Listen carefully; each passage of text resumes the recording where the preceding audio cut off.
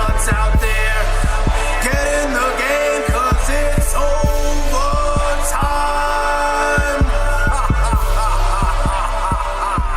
Welcome back to Overtime Fantasy, where we go beyond the whistle to bring you home a fantasy championship.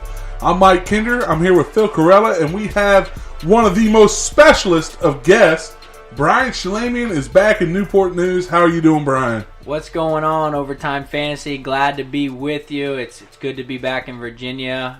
Excited to be here today to share some football fantasy relevance. Thanks for having me, guys. You know what? He might have the most Overtime Fantasy shout-outs ever. Oh, yeah. Record-breaking. In the history of our podcast, I'm pretty sure he's got 137.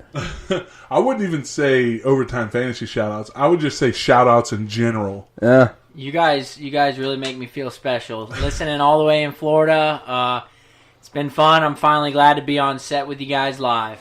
Absolutely. Man. I can't believe it's taken this long. I know. Well, Flights are expensive. They are. And we don't go on the move, so. No. It's all good, This is a permanent podcast docking. Like, really all we have is like a mixing board and 4 microphones and a computer. Like, that can travel. It's not that big. Well, guys, what impresses me is it's Friday. You guys are, Mike, you're off of work. Phil, you went to work like a good employee. And absolutely. It's 11:30 and we're already drinking beers, boys. Good to be back. It is. You can't drink all day if you don't start in the morning. That's what they say. All right.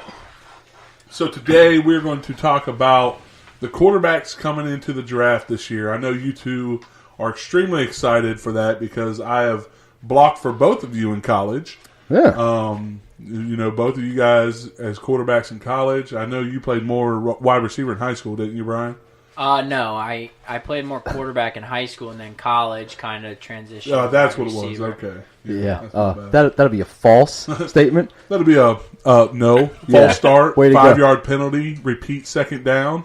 Way to go, Kinder. Way to be prepared. Yeah, that's not bad. You know, I didn't read up on my notes. My Wikipedia steered me wrong for Brian Schlamian. That's cool, that's man. on me. That's on me. I'll take the fault on that one. WikiLeaks. Be careful. Mm-hmm. All right, so let's get to it. Let's jump into it right here with the quarterbacks. Starting with Kyler Murray out of Oklahoma. I know, Brian, you are ready to talk about this guy. Let's hear it. So this guy, in my opinion, will be relevant right off the bat in fantasy. Less than a year ago, we thought this guy was going to be playing professional baseball. Realistically, 3 months ago, we thought this guy was definitely going to the A's, got drafted, multi-million-dollar contract. One thing leads to another, and he is now looking to be the first overall pick. And honestly, man, his play style reminds me a lot of you. Like the way that his feet are like completely, like they're probably like the quickest feet I've ever seen him running. And Brian, when you played like flag, I got to really look at it, and I'm like, oh my god! Like Brian picks him up, puts him down just as quick. So the thing with Kyler is, in my opinion, he's like a Russell Wilson and a Baker Mayfield, but better. Realistically, he's so versatile, and he gets out of the pocket, moves around, scrambles, and makes plays. Of course, the hit on him is always he's 5'10", he's too small. But, I mean, look at these guys. Russell Wilson, they're getting smaller, Baker Mayfield already. So he's really exciting. It's kind of crazy to think that he's going to go number 1 to Arizona after they just drafted Josh Rosen. Something's going to happen there. There's going to be a trade. Josh Rosen's going to go to one of these teams, Dolphins, Redskins, somewhere where they need a quarterback. There'll be some crazy trade, I'm sure, on draft day. But, Kyler Murray excites me. I think he's going to do great in the league, running, passing. He's a leader. I really like quarterbacks like that because obviously I wasn't a tall pocket passer myself, so it's exciting to watch these guys. And honestly, man, like with his style, it's not like he's going to take the blunt of all these hits. He's so quick and shifty that he's going to elude all the things like Russell Wilson. Yeah. So it's like, and the other thing is he's not going to have a problem sliding because, he's a baseball player. So he's going to be all right. I think his durability and I think injury will hold up is just like you said, like Russell Wilson. But I think he has the speed of Mike Vick. Yeah. His short 10-yard bursts are just as fast as him, if not faster. And He is so fast. Yeah. You saw him against Alabama. I mean, he's playing basically an NFL team. Yeah. They say, Bama is always an NFL caliber team. And this dude, Murray, was eluding all those guys. He slid. He got out of bounds. He's a smart player, man. Yeah. He's got a good sports IQ. His dad was a professional athlete. So, yeah, he's really good. Absolutely, man. And I don't think, depending on the system he goes to, and if he does go to Arizona, I already heard that they're trying to do more shotgun stuff anyway, so it's not like they're going to put him in situations where he can't compete and do the things that he does. Yeah. So, given his fantasy outlook, I mean, I don't think, honestly, in my opinion, I don't think any of these quarterbacks will be draft worthy. Like, in your fantasy draft, I don't think they'll be somebody that you target in the late rounds. They'll be more of like a waiver wire pickup in a way. You know what I mean? Like some guy that, he has a good, good matchup this week against something, but he won't be an every single week starter. But it's looking like Kyler Murray to me would be the most effective as far as fantasy points. He could realistically start week 1 for Arizona. Yeah. So if you get it, there's not many, I agree, Phil, that are ready to be drafted. But if there's one in this draft, he's probably the guy you get in 13 to 16 round. Have him as a backup, but throw him in there when he's ready to go. Yeah, and also it depends on like an injury aspect. So basically, if let's say Kyler Murray gets drafted, and let's say Josh Rosen is there still, and Josh Rosen's doing bad, he gets injured, that might lead to him being actually drafted in the rounds. You never know. Yeah, I think Josh Rosen goes to Washington. I think Kyler Murray gets drafted to Arizona. I think he's your week 1 starter in Arizona. With that offensive line, I don't even know. He's a really good talent, but that offensive line is one of the worst. It's going to be hard to really pick him up and play him. Yeah. Like you said, he's going to be a waiver wire pickup. Possibly. And that's what I'm thinking that the Arizona Cardinals are going to do. They're going to trade Rosen for draft picks so they can actually get some more offensive linemen in this draft. Yeah. And maybe potentially a veteran offensive lineman to go with him. Yeah. You know what I mean? Because I'm very shocked they didn't address that in the free agency. Me too. They have to address it in the draft. If they don't address it in the draft, I feel bad for whoever's that quarterback, and I feel bad for David Johnson. I was going to say, they got one of the best running backs, and it was unfortunate last year in fantasy. All you fantasy owners who had him, me included, it wasn't a pretty sight last year. Brian, the best part about you having David Johnson, so in the draft, Steve had number 1 pick, I had number 2, and you had I had number 2 and you had number 3, and I looked at Brian and I said, "Who do you want? Do you want Todd Gurley or do you want David Johnson?" He's like, "I'm not telling you," and I was like, "No, whoever you pick, I'm going to pick the opposite person." He said, "I want David Johnson." So I went up and took Todd Gurley, and it worked out for me perfectly. And I allowed him to win another fantasy championship. And I'm sitting here in the podcast room looking at the trophy with his name on it 4 times. So real quick, guys, to get off the quarterback subject, I'm sorry. Michael Kinder is fantasy god. This guy has 4 wins in my league alone, and we're only going into our 9th year. It's disturbing. And you know what, it's man? a real competitive league too. It is. I'm sorry, but it's so hard to even like talk to you with that trophy next to your face because it's like, hey, I'm awesome, and just look right here. Just look, it says it 4 times. You see how I'm awesome 4 times. And what's crazy about that, and I think we can transition perfectly, as I look up there as a Miami Hurricane fan, I'm now looking at his Ohio State Buckeye lamp. So why don't we jump into some other quarterbacks, because I know that guy's going to be talked about soon. Absolutely. And you went and talked about the Washington Redskins picking up Rosen, right? I don't think he's going to go there, because I think the guy I'm about to talk about is going to go there, which is Drew Lock from Missouri. Missouri quarterback for 4 years, is a stud athlete. He could have went to college to play basketball, decided, the money's in football, and I think my career would be long-lived in football, which is kind of backwards if you think about it. Yeah. But anyways, he has a rocket arm. Watching film on him against Florida, I watched film against him against Alabama.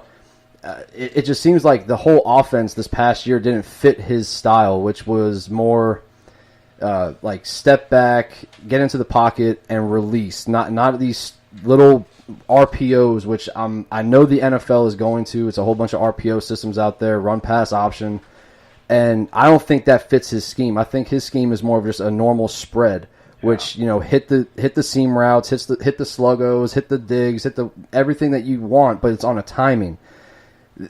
This year didn't really show his arm strength. Going back to look at the 2017 season, I saw more long-distance throws, and he has a cannon. Yeah. This kid can really let it rip. Let alone look at the conference he played in. Everyone talks about it. The SEC is one of the top two conferences, and he played well all year. Obviously, I'm an ACC fan, but I obviously watch a lot of big football, and he plays well against good teams. He didn't have a huge supporting cast. I think is a big knock on him. It would have been a lot better if Emmanuel Hall was healthier throughout the entire year. I think his stats wise would have been up, but he had a lingering hamstring injury that kept messing his season up. Yeah. But and the other thing I like about him is his capability to switch his throwing motion. So he kind of has a Mahomes in him where he'll sidearm some things. Mm-hmm. He'll just try to get around the defenders from blocking passes. Yeah. So one of the things I like about him is he's an athlete, so he can move around with his feet and make things happen. If he gets into trouble, he can get out of there. I mean, he's not a burner by any means, but he has enough in him to make some things happen on the run. I don't remember. Do Mike or Phil? Do you guys know? Did he start 3 years or he played his freshman year, but he started for 3 years. Okay. Yeah. Gotcha. Yeah. Yeah, he's rising up everyone's board, especially for the draft. I know we're more interested in fantasy. I don't know the relevance there yet. We'll have to probably wait, see where he goes, see who's in front of him. And it depends on the system. I mean, with him going to the Redskins, if he goes to the Redskins, let's just say, they have no wide receivers. No. They have running backs, sure, but that's not going to fit his style of play. I mean, their average receiver is like a Dan Hudgens. So, shout out, Dan. Thanks for letting me have your seat today. Just kidding. But, Drew Lock, That's awesome. I like you said, I really like the way he throws, and he does switch up that throwing style and everything. I think he's going to be, further down the line, he may be somebody that, Drew Lock may be somebody that sits in behind a starting quarterback for a year or two, and then comes out and really shows what he can do. Yeah, sitting behind somebody like, let's say, Phillip Rivers, or let's say Drew Brees. Sitting behind one of those guys and learning for because Drew Brees has maybe 2-3 more years left. Rodgers, Brady. I mean, there's a number of quarterbacks he could be a beast. So I mean, I think this draft class, the only two starters I see going starting day one would be Kyler Murray and Dwayne Haskins. Those would be the top two I see that will get a shot to start. But as far as Drew Lock, I think a year or two sitting and learning the system will actually benefit him more than just getting thrown out to the wolves and being like, hey, man, do what you can. Yeah. Now, real fast before we move on to the next quarterback that we have here. Sure. You were talking about all these routes and stuff. What is a sluggo? Wow, man. How many? All right, so here, that's so and easy, it is very, very people... easy. Kinder, let me ask you something. How long did you play football? 17 years. Okay, so in your 17 years, there wasn't I write 60 sluggo. Yes. You know what? Yes. You know what that's important. Do you stop listening after 60? Right and 60. That's all that I need to know. Okay. Well, 60 itself indicates that it's coming to the right. Okay. 61 would have been to the left. Amen, brother. You know what would be awesome? Let's ask Mike now what he thinks a sluggo is, because this is exciting. It's kind of like an acronym or something, isn't it? It means two different things, don't it? Okay, you're on the right path. Yeah, you're there. And the thing is I've heard what it is. It's like slant and go. Wow, dude. Wow, did you ask that question? Yeah. Okay, so it is. So you answered yourself. Good job, buddy. So I was just go. Yeah, and that's what I thought it was. But I didn't want to sound stupid at first. I wanted to let everybody know my education lies with the offensive line. But you just threw out sluggo there, and I know a lot of people, if you don't play football, you don't know what a sluggo is. Okay. A lot of people know what a post and a slant and What's a pogo? I'm assuming it's supposed to go. Amen. Or it's a stick that you bounce on. I'm not sure. It's either one. Go ahead. But yeah, you're right, Kinder. It is a sluggo. Cool. It's a slant and go. Cool. I like that. Yeah. I like that. Way to go, man. That just makes me feel good that I got Yeah. that one right. It's crazy because, you hear things enough in your 17 years of playing ball, and you kind of, like, pick up on things you don't even know that happened. Yeah. And like I said, like all I need to know is 60. That means, hey, our quarterback is rolling to the right, and Amen. I need to pass block to the right. And you know what? I didn't know that Kinder talked crap playing football until after the season. So I don't know a lot of things about football either. Yeah, we'd be sitting there watching game film, and I would just be like staring at somebody that's on the ground, and Phil's like, "What are you doing?" I'm like, "I'm basically telling him that this is going to happen every play. That I own him, I own his family, like whatever it is. We got to keep it as PG as possible." But it got pretty nasty and dirty, real freaking naughty. It was the the last game our junior year. You and Chauncey, shout out to Chauncey Jones, were laughing hysterically in the huddle, and I'm like, "What are y'all laughing at?" We just had a negative 2-yard run. What's up? And Kinder's like, "Oh man, I just dropped this guy in the dirt and just let him have it." And I was like, "Okay." There was a lot of, we'll keep it, like I said, as PG as possible. A lot of hip thrusting on another man, if you can paint that picture in your mind. I know Luke Elmore can. Shout out, Luke. Shout out, Luke. Big Luke. Yeah, let's go. The so- Bud Heavies are waiting for you. So all right, anyway, let's get to this next guy, guys. Yeah, Moving so on, talking I know about the Brian's two. excited to talk again. Well, yeah, Yeah. so let me jump in. Mike, do you want to introduce him? I know you would like to do that. Sandy. No, yeah. where he And comes from. I'll talk about him for just a second. From Ohio State, Dwayne Haskins. I watched a lot of this man coming into this year. I was not happy with him at the beginning of the year because for how many years have I been watching an Ohio State quarterback be able to run? At least 9. I mean, he was there for at least 9 years. All of JT Barrett's years. But Yeah. I'm talking even before JT Barrett. You had Right. Braxton Miller, Troy and Smith. Troy Smith, Cordell Jones. All these guys can Pryor. run, and Dwayne Haskins cannot. Like, Well, according to Stephen A. Smith, oh my, he that can was definitely the run. worst. Oh my gosh, we're not going to go there. Shout down. Shout Stephen A. down, yeah. about Whisper into Stephen A. Smith. Stephen A. Smith. But yeah, So, he's yeah. Go ahead, and take he's- this one, Brian. No, I this guy is another one. I think Dwayne Haskins is someone who can be an immediate starter. I already see the perfect spot for him, but I won't even get into that yet. I do think he'll have fantasy relevance to play last year at Ohio State against that talent and go for 50 touchdowns and 8 interceptions with 70% completion. That's saying something. Pretty impressive. He's a franchise quarterback. He's gonna lead a franchise to multiple playoff wins one year.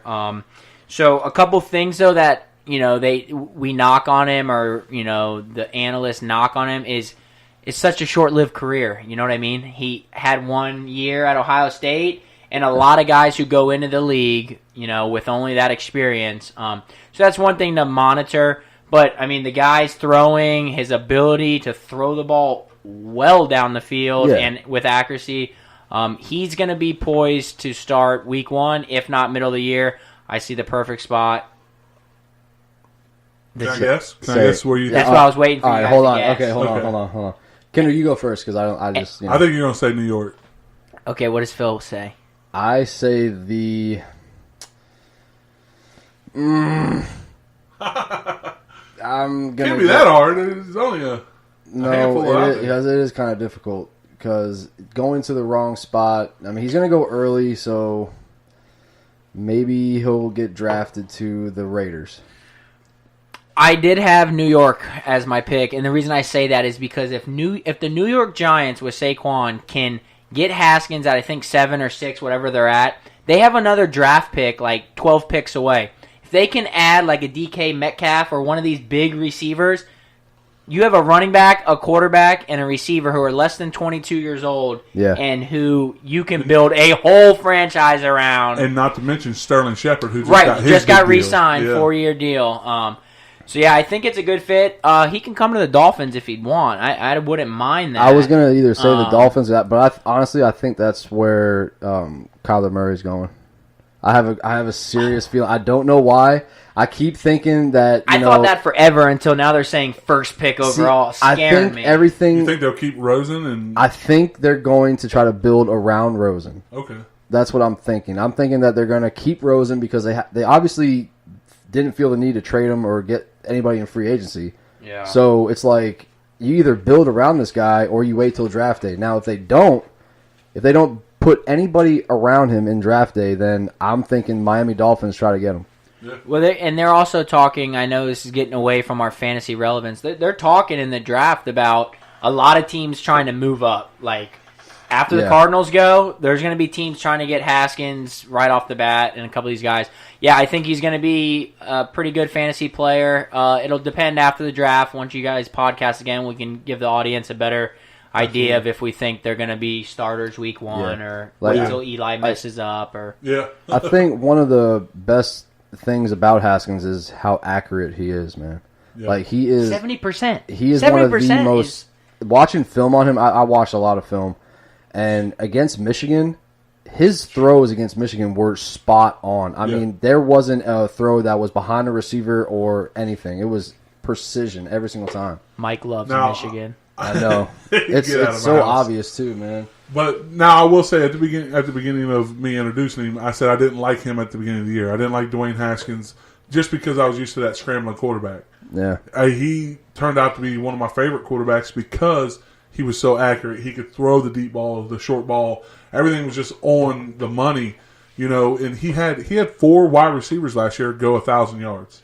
He's got 2 wide receivers last year that are going to go possibly in the top 30 picks this year. Yeah. Now, I know Paris Campbell's one. Is McLaurin the other one? Or it's, There's 2.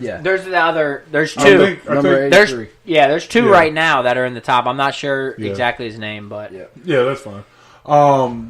But yeah, so Haskins, he's a guy that can really, really make a difference in the NFL. Yeah, I agree. All right, so moving on.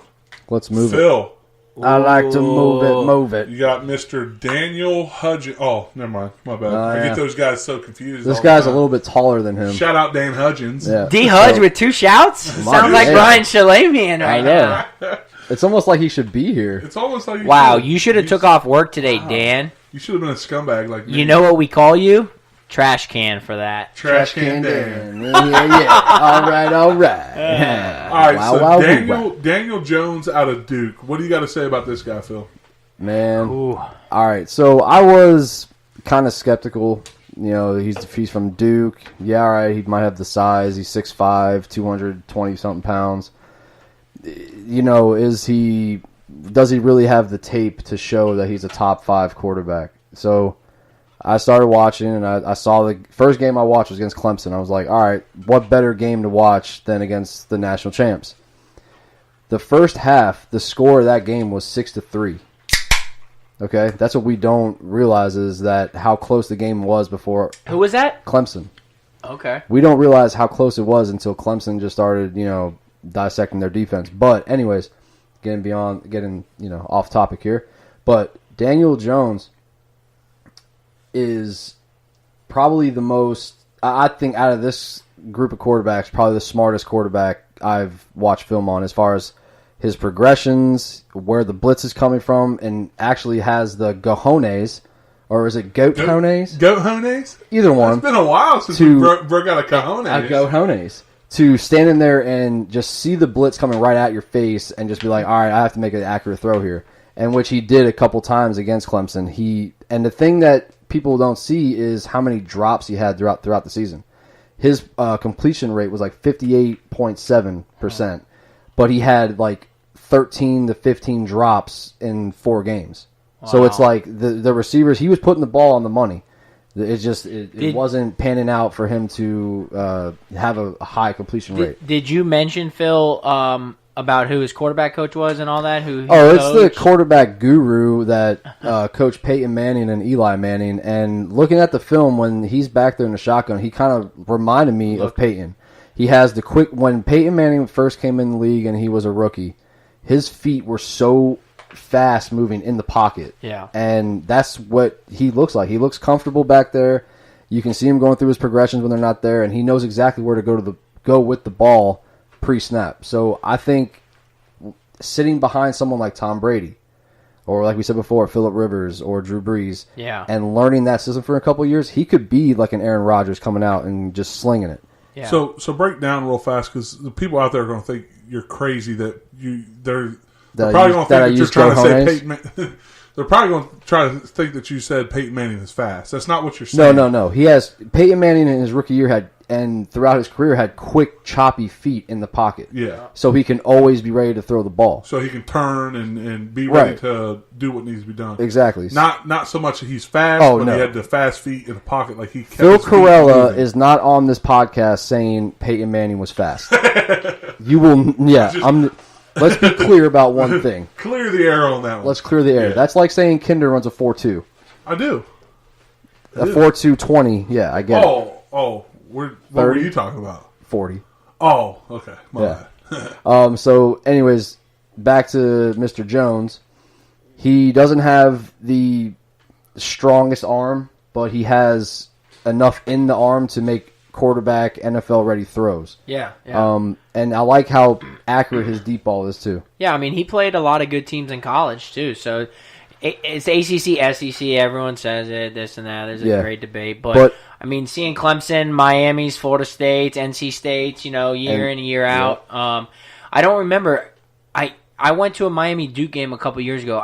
How many years did he start? This is his third year starting. His third year starting. So he's a redshirt junior right now. Okay. He sat his freshman year and he started 3 years. And they even say, aside from that quarterback coach, David Cutcliffe, the head coach at Duke, is a really good offensive-minded coach. So he's probably got a lot of football IQ that some guys might not get exposed to. So that can benefit him in the NFL as well. Yeah, and watching, because last year, or the year before, when Miami had the top defense as far as for turnovers,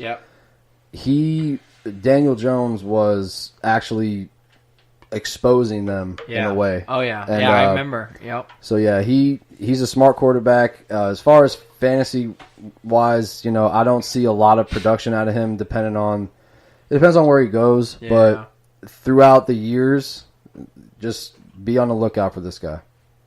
Gotcha. All right, so far we've talked about Kyler Murray, Drew Lock, Dwayne Haskins. We just got done talking about Daniel Jones. Let's move on to Will Grier from West Virginia University. This is somebody that I don't know why. I've heard about him for a long time. I've liked him. I don't know why. I like this guy. I think he's a great person on and off the field. Yeah, he's West Virginia. For 2 years, he was probably one of the most exciting college quarterbacks we could watch. I mean, lit up the scoreboard, slung the ball around the field. They had an exciting offense. He's very high risk, high reward. I mean, there's pros and cons to him. They talk about durability. The guy's 6'2", though, 215. And he was 67% completion. I mean, that translates into the NFL. Especially how much they throw the ball. Throw the ball to be and they throw it down the field. His arm strength is a little bit weaker compared to some of the guys coming out, but he's a natural. He's almost like last year when everyone was like, oh, well, Baker Mayfield this, Baker Mayfield that. No, the guy's a baller. He plays football, and he's good at it. He will fit somewhere. He might not be fantasy relevant this year, next year. You let this guy sit. I know we keep saying that because there's not a lot of quarterbacks that are going to start week one out of this draft class. However, Will Grier is one of those guys that I can see in like 3 years. We're like, holy crap, this guy is taking the league by storm, slinging the ball around the field in a good system. He's exciting to watch in college, and I like to bet on him a lot because they always put up points. You knew that would happen. Now, Brian, I just want to touch a little bit more on what you said about, a lot of quarterbacks not being able to play their first year. Like, there's teams out there that believe that a rookie quarterback shouldn't see the field. That's just the way it is. Let's think about what the Chiefs did with Mahomes. Yeah, and that's not to take anything away from that player. That's the way that they believe A rookie needs a year to watch a starter, to learn the speed of the game and all that. And to me, it's ridiculous. You want to know why? Last year, if the Browns, I know you're Browns fans. I'm not saying it because I'm here at your house. If the Browns would have started Baker week 1, they'd be in the playoffs. They would have been in the playoffs. Yeah. I mean, you sit the guy, 5-6 weeks, and then you throw him in, and he has a winning record in his final 10 games. He broke the rookie. Most passing touchdowns. I mean, come on. That guy would have thrown at least 12 more in 6 games where he didn't play. Yeah. If they couldn't realize how NFL ready Baker Mayfield was, I mean, I know they got Tyrod, but, I mean, are you really going to waste your wins and losses off of, hey, we've made an investment? But I will also say this: the best thing for the Browns at that moment was to lose those games. Yeah. But I mean, because if they won those games, we'd still have Hugh Jackson in there, the head coach. Yeah. And the best thing that happened was him losing that job. Yeah. And you look at, I don't know if you guys watch it, but I know Brian does. Kinder, I can almost guarantee that he probably doesn't.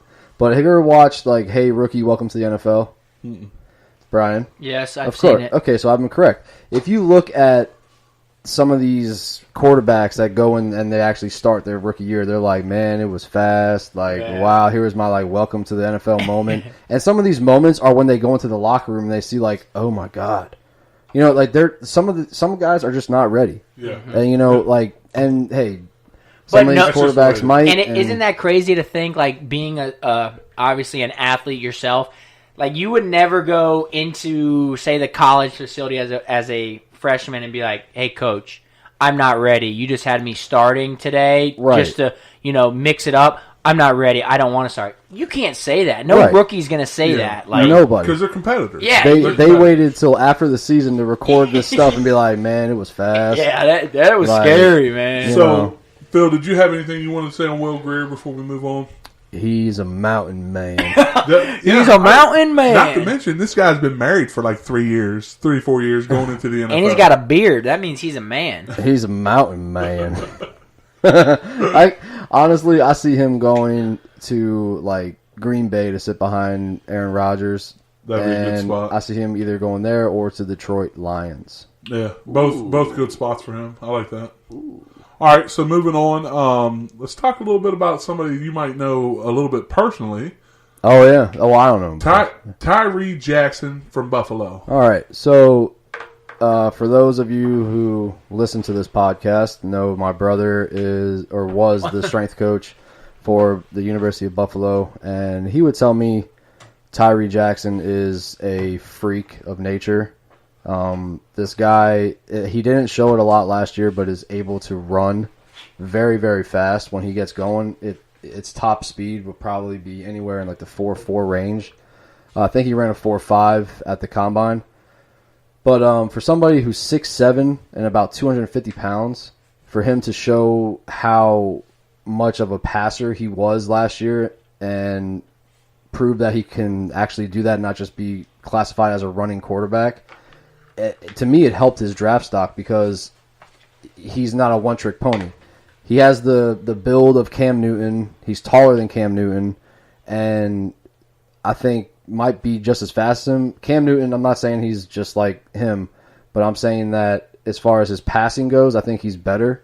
I think he has a better arm, better deep ball, and all that for somebody of that size and a Cam Newton type player.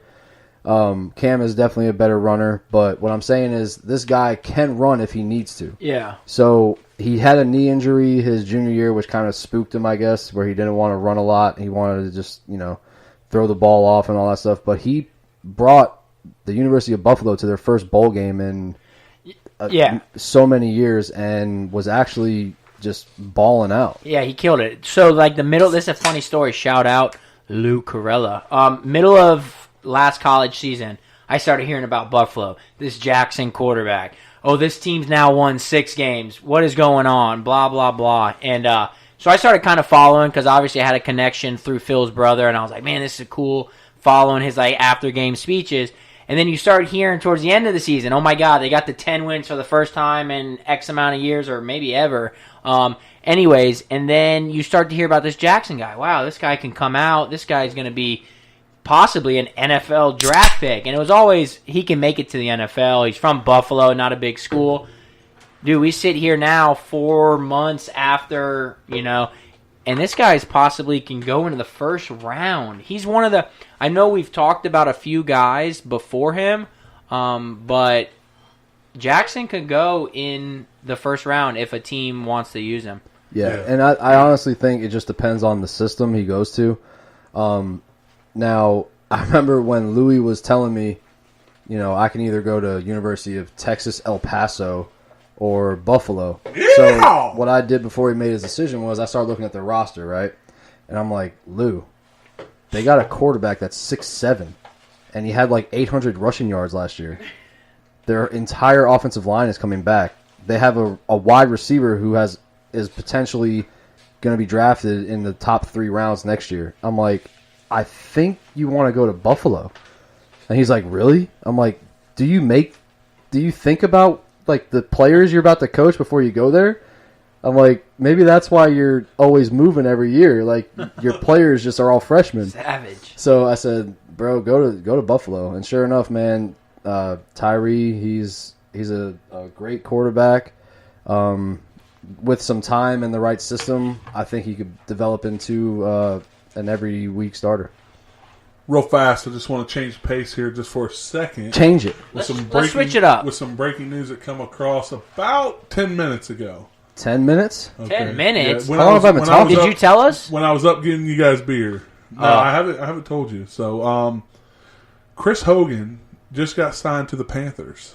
Ooh, Which is interesting. Which is interesting because now the Panthers have Cam Newton, Christian McCaffrey, DJ Moore, Torrey Smith, Curtis Samuel, and Chris Hogan with Greg Olsen. Yeah, I don't think Chris Hogan does anything for that team. No, you know what, Phil? Some balls. No, You know I what, don't. Phil? I'm sitting over here looking at you guys, and I think you're actually right. Who is Chris Hogan nowadays? Dude, I'm sorry, but I don't like it. You know what, Phil? Throw that breaking news out the water. I ain't buying it. Breaking news, Chris Nope. Hogan. Really? How many games did he start last year? It wasn't last year. It was the year before. Where he I had, agree, He had a lot but of. He that had was- a big fantasy year the year before. But killed it. that was with the Patriots. Yeah, He's going I to get the that. Panthers now. I understand that, but he's a guy that catches a lot of balls, man. Like he catches what comes to him, and he's a competitor. I like Chris Hogan. I like it to the addition with DJ Moore. I like. Do we think he starts, though? Would you like Chris Hogan with Josh Rosen? I didn't think so. Yeah, okay. I see what you guys are saying. I mean, it's PPOP. going with PPOP. Cam Newton, but what? 3 years ago, Cam Newton was the number 1 quarterback. Don't get me started fantasy? on Cam Newton. Because of his rushing ability, it wasn't because of his throwing. Yeah, but it's just interesting news. It Chris broke, Hogan- and I got a little excited. Okay, Chris guys? Hogan, if he went Wow, to we the are bashing you. look, think about this. Chris Hogan goes to the Saints. Oh man, I like that. Me too. Chris Hogan goes to Cam Putin. I don't Cam like Putin? it. I don't like it. Cam Putin? Cam Putin. Chris Hogan goes to the Miami Dolphins. His career ends. Phil just about shot that beer right out of his nose. Oh, wow. All right. So back to the quarterbacks. Let's go ahead and finish with Brian's last quarterback before we talk about both of your sleepers. Nick Fitzgerald out of Mississippi State. Yeah, so I'm going to talk briefly about this guy. He's not fantasy relevant. He is not fantasy relevant. Nick Fitzgerald is 6'5", 225. He is a solid NFL size quarterback. Unfortunately, he had a horrible year. He was supposed to go into the draft last year, and he was going to be a top 5 to 7 pick. But unfortunately, he suffered a very gruesome ankle injury that most of you, if you watch football, know about. So it kind of hindered him, and then he had a very bad, I guess you would say, senior year where he came back after the injury. He completed 51% of his passes. That's not going to get you anywhere. But they do have him as a top 10 quarterback. So we figured we'd mention him. A lot of upside, but I mean, Phil, what do you think? I mean, the chances are very slim for him even to. He'll probably be one of those tweener guys. He'll always back someone up. Yeah. He'll always be on a roster because he's 6'5", 225, and he's got an arm. Other than that, that's all you're gonna get out of him. Yeah, he's a classic. What was his name? David Moore Is that him? David Moore. Matt Moore. Sorry. Oh, Matt Moore. He's of course, he's Dolphins, a Matt Panthers, every other 30 teams in the NFL. He's Yeah. basically a guy that will be on a team for a while, He will. and he'll be a backup, and he'll get some plays, but it'll be only if the starter gets hurt. Yeah. Now, given a chance, who knows? I mean, he might do something good, but I think his just physical ability, like his size and stuff, will be the factor for where he goes. Yeah. All right. Before we jump into the sleepers, while we got Brian here on set in the fantasy podcast room, the doghouse as we may call it. Yeah, the dogs. The dog. The dog house. Doghouse. Doggy. It's a doghouse. How do you feel about your new quarterback in Miami? Ooh. Well, hold on. Let's be a little more specific. Let's be more specific. Miami Pro Team. Yeah. Because you got a new quarterback in both college and pro. Miami. Excited about college. No, the pro team's fine. I've always liked Fitzpatrick. I mean, this is his 7th or 8th team. We are not anywhere capable of even making a playoff run. We got a new coaching staff. A lot of them came from New England. That is awesome. I'm excited. Brian Flores, awesome. I'm really pumped for the future, but we're rebuilding. You brought Ryan Fitzpatrick in there to do one thing, to manage the team, bring a leadership to the young guys, help the coaching staff get through the first year, hopefully win some games, and we're drafting a quarterback guaranteed this year. Guaranteed first round, too. Yeah. This year? Definitely. Yeah, someone's getting drafted. And regardless if they get drafted this year, there's a chance that we even draft next year. You have to pick the best available at the position you need, I feel, in the NFL to build a proper franchise. Yeah. And anyways, I'm happy. I like him. There could have been worse. There was a lot of talk about certain guys, and I won't even mention them, but I didn't want them on my team. So real fast, also, while we're still talking about quarterbacks, and what about the Hurricanes' new quarterback? How excited are you about that one? I'll talk quick. I'm excited. It's been interesting, though. They're in a quarterback battle. I thought he was going to come in and slap people around and be the starter real quick, but we'll see. He comes from Ohio State, for you guys that don't know, and he's very exciting, and we're looking forward to it. That's what we need. We're a quarterback away. 3 years in a row. 3 years in a row, we've been Tate Martell. We've been top 3 defense. 3 years in a row in all of college football. No offense, pitiful offense, and it's kind of shocking coming from Miami.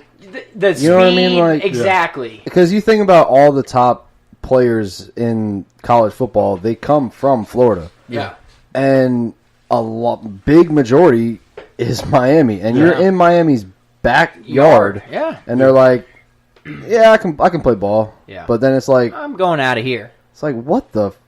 We get the running backs, receivers, everything, but a quarterback. Yeah. Tate Martell is the name that we could be talking about this time. Next year. 2 years? Next year? Next He's not going to be a one and done, is he?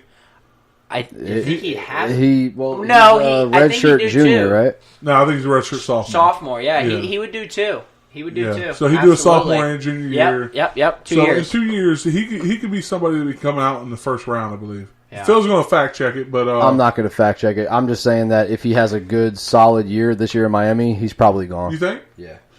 Yeah, I mean, I could see. He's him doing not that. a JT Barrett. Ego. He's not a JT Barrett who's going to be at a school for like 10 years.